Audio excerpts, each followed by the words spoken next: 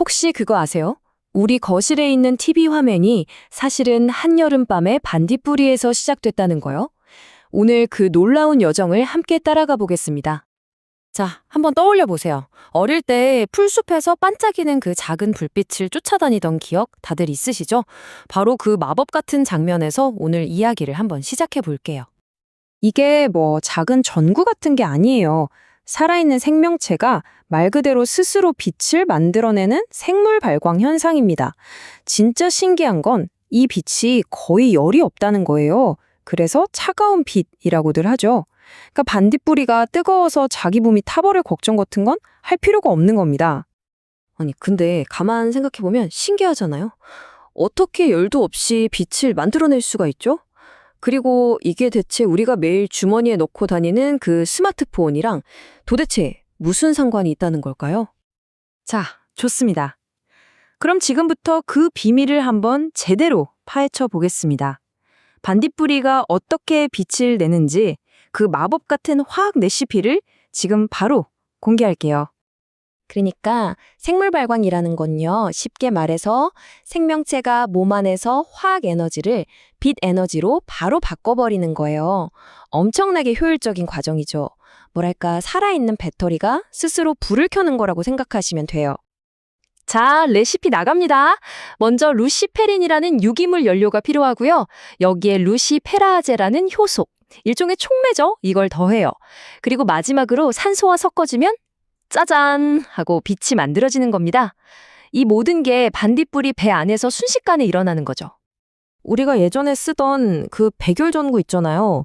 그거 에너지의 90% 이상을 그냥 뜨거운 열로 날려버리거든요. 근데 반딧불이는요, 거의 모든 에너지를 오롯이 빛으로만 바꿔요.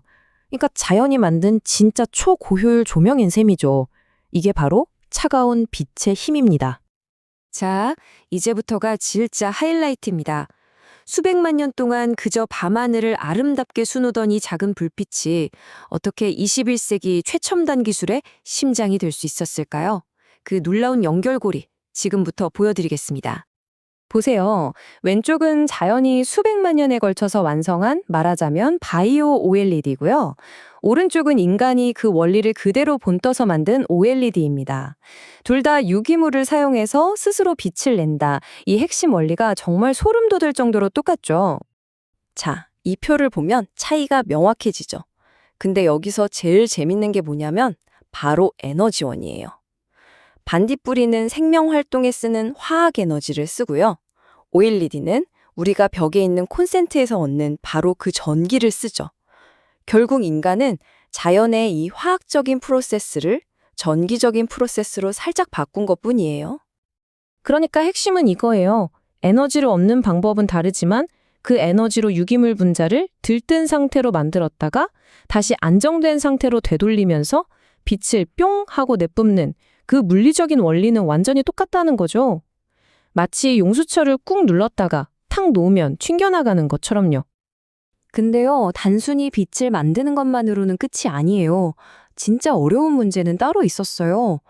그렇게 힘들게 만든 빛을 어떻게 하면 손실 없이 밖으로 최대한 많이 꺼낼 수 있느냐? 바로 이거죠. 그리고 놀랍게도 자연은 이 문제에 대한 완벽한 해답을 이미 갖고 있었습니다. 이게 무슨 말이냐면요. 물속에서 손전등을 위로 비추면 빛의 일부가 수면에서 반사돼서 다시 아래로 내려가잖아요. 그런 것처럼 OLED 내부에서 만들어진 빛도 여러 겹의 층 사이에서 갇혀버리기 십상이에요. 이걸 전문 용어로 내부 전반사라고 하는데요. 이걸 해결하는 게 기술의 핵심이었죠. 진화는 이 문제를 정말 기가 막히게 해결했습니다. 보세요. 반딧불이 배의 발광기관 표면에는 아주 미세한 톱니 모양의 나노 구조가 있어요.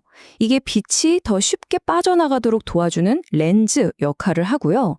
그리고 그 바로 아래에는 요산 결정으로 된 반사층이 있어서 혹시라도 안쪽으로 향하는 빛까지 싹 다 긁어 모아서 거울처럼 바깥으로 밀어내주는 거죠. 완벽한 시스템이죠. 결국 우리 인간공학자들이 하는 일이란 게 자연이 수백만 년에 걸친 진화를 통해 완성해 놓은 이 완벽한 광학렌즈 디자인을 이제 와서야 겨우 따라하고 있는 셈인 거예요. 생각할수록 정말 대단하지 않나요? 그런데 자연의 놀라운 공학 기술, 여기서 끝이 아닙니다. 이번에는 빛의 색깔을 자유자재로 바꾸는 기술에 대한 힌트를 얻으러 저 깊은 바닷속으로 한번 가볼게요. 주인공은 바로 해파리입니다. 이 수정처럼 투명하고 예쁜 해파리, 어두운 바닷속에서 신비로운 녹색빛을 내뿜는데요. 이 빛을 만들어내는 과정이 정말 흥미로워요. 아주 독특한 2단계의 과정을 거치거든요. 자, 첫 번째. 먼저 몸 안에서 파란색 빛을 만들어냅니다. 그리고 두 번째, 이 파란색 빛을 GFP, 즉 녹색 형광 단백질이라는 특별한 필터에 통과시켜요. 그럼 어떻게 될까요? 파란색 빛이 순식간에 녹색 빛으로 바뀌어서 나오는 거죠. 자연이 만든 아주 정교한 색 변환 장치인 셈이에요. 자, 혹시 눈치채셨나요? 바로 이 자연의 색 변환 기술이 오늘날 우리가 쓰는 QD-OLED TV의 핵심 원리입니다. TV 안에서 먼저 순수한 파란색 빛을 만든 다음에 퀀텀 닷이라는 필름을 통과시켜서 빨간색과 녹색 빛을 만들어내는 방식. 와, 해파리의 방식과 정말 정확하게 똑같죠. 그렇다면 이 모든 이야기에서 우리가 얻을 수 있는 교훈은 뭘까요? 이 작은 생명체들의 이야기가 왜 지금 우리에게 이렇게 중요한 걸까요? 결론은 이겁니다. 우리가 가장 혁신적이라고 생각하는 최첨단 기술들, 그 설계도가 사실은 수억 년 전부터 우리 주변에 바로 자연 속에 있었다는 거죠.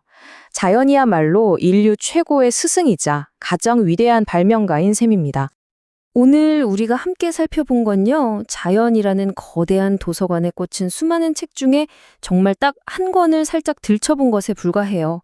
과연 우리 주변에는 아직 우리가 미처 발견하지 못한 채 미래 기술의 열쇠를 꼭 쥐고 있는 또 다른 경이로움이 얼마나 많이 숨어 있을까요?